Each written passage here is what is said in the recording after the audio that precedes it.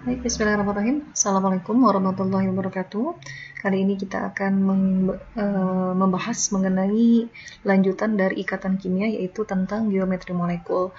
Jadi, CLO yang keempat, subtopik terakhir adalah bagaimana Anda diminta untuk mampu memberikan atau menentukan geometri molekul dari sebuah senyawa ketika sudah mengetahui bentuk struktur Lewisnya. Dari pemahaman kita tentang struktur Lewis, maka Anda bisa mendapatkan gambaran bahwa geometri molekul itu berhubungan dengan susunan atom dalam molekul, tapi dalam bentuk 3 dimensi. Salah satu contoh yang saya tunjukkan di sini adalah geometri molekul dari sebuah DNA yang kita kenal, ya, itu merupakan protein molekul yang cukup kompleks. Ini bentuk dari geometri molekulnya. Nah, bagaimana kita bisa menentukan geometri molekul dari suatu senyawa itu bisa berdasarkan eksperimental, yaitu dengan cara bagaimana kita bisa menentukan panjang ikatan dan penentuan sudut ikatannya. Secara eksperimental, panjang ikatan itu adalah jarak rata-rata yang ditentukan antara dua atom yang terikat. Kenapa? Karena atom yang terikat itu akan bergetar karena energi panas yang tersedia di sekitarnya. Jika kita lihat secara umum, maka panjang ikatan itu biasanya berkisar di antara 100 sampai 200 pikrometer. Dan tren umumnya, panjang ikatan itu menurun di satu baris dalam tabel periodik dan bertambah ke bawah satu grup. Ya, jadi panjang ikatan itu menurun dalam satu baris, tetapi bertambah dalam satu grup. Ini berkaitan dengan kemampuan dari elektron negatif, kemampuan untuk mempertahankan elektron atau menarik elektron pada arahnya. Nah, kita lihat jika ada dua atom yang berikatan tunggal dan berikatan ganda, maka tentu saja jarak ikatan tunggal itu lebih besar dibandingkan dengan jarak ikatan yang ganda atau bahkan rangkap 3. Metode salah satu yang digunakan untuk bisa menentukan geometri molekul adalah dengan menggunakan model VSEPR atau model Valence Shell Electron Pair Repulsion, di mana secara singkatnya ini adalah sebuah model yang mempertimbangkan pasangan elektron yang memiliki kemampuan untuk merepulsi atau menolak, ya, energi tolakan dari pasangan elektron bebas, pasangan elektron, baik itu pasangan elektron bebas maupun pasangan elektron ikatan yang berada pada kulit terluar. Minggu lalu saya sudah singgung tentang apa itu valensi. Kita dapatkan bahwa ketika kulit atom ditempati elektron terluar, maka merekalah yang berperan terlibat dalam ikatannya. Nah, sebelum lanjut, perlu Anda ingat ada dua aturan. Ya, aturan yang pertama, energi tolakan pasangan elektron, ikatan rangkap 2, ikatan rangkap 3 itu diperlakukan sama seperti ikatan tunggal. Untuk aturan kedua, jika sebuah molekul memiliki dua atau lebih struktur resonansi, maka VSEPR yang kita gunakan dapat diterapkan ke salah satu dari mereka dengan mempertimbangkan muatan formal. Minggu lalu sudah kita bahas tentang muatan formal, bahwa senyawa dengan muatan formal yang lebih kecil itu jauh lebih disukai. Adapun untuk Valence Shell Electron Pair Repulsion ini membagi setiap pasangan elektron yang berada pada kulit terluar menjadi pasangan elektron ikatan dan pasangan elektron bebas.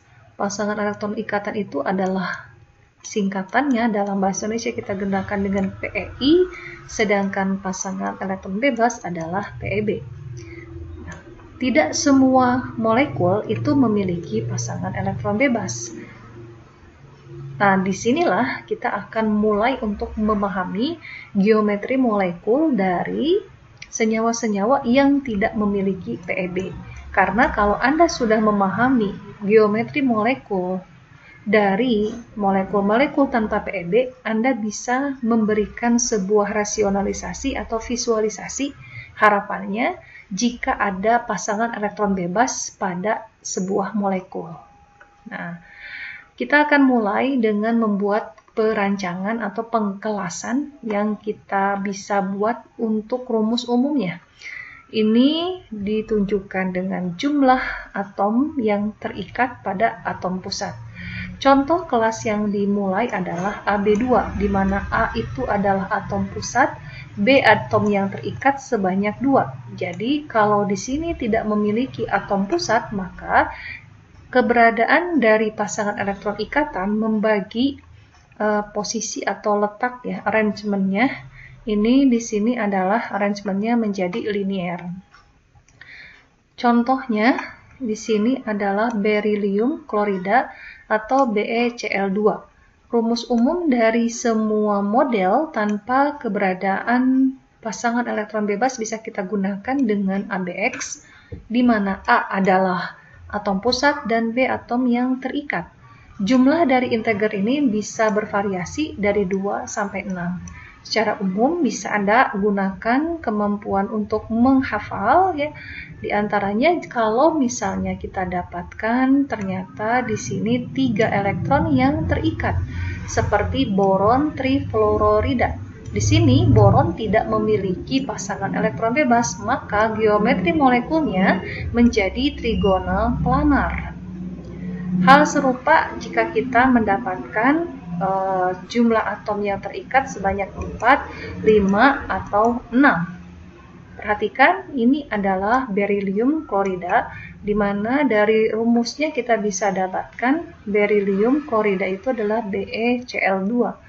BeCl2 berarti ada 2 atom Cl terikat pada Be tanpa keberadaan pasangan elektron bebas, menjadikan struktur molekular geometrinya linear atau lurus karena tolakan yang terjadi adalah hanya antara pasangan elektron ikatan dan pasangan elektron ikatan. Hanya ada 2. Selanjutnya jika ada 3, maka jika ada 3 pasangan elektron pusatnya tidak memiliki PeB, bentuk dari pasangan elektron ini menjadi trigonal planar. Geometri molekulnya adalah trigonal planar. Ini contohnya boron trifluorida.